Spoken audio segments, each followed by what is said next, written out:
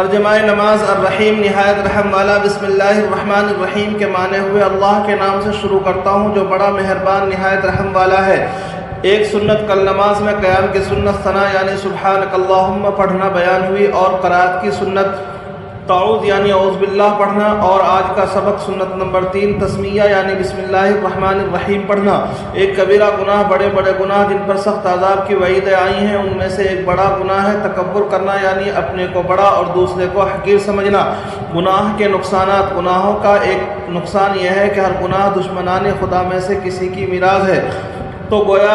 यह शख्स उन मलऊन कौमों का वारिस बनता है, और हदीस में है जो शख्स किसी कौम की वज़ा बनाए वो उन्हीं में शुमार होगा, लिहाजा तौबे में देर न करे। ताअत व इबादत के फ़वाइद, नेक आमाल करने से फ़रिश्ते मरते वक्त बहिश्त की और वहाँ की नेमतों की और हक़ ताला की रज़ा की खुशखबरी सुनाते हैं। अल्लाह ताला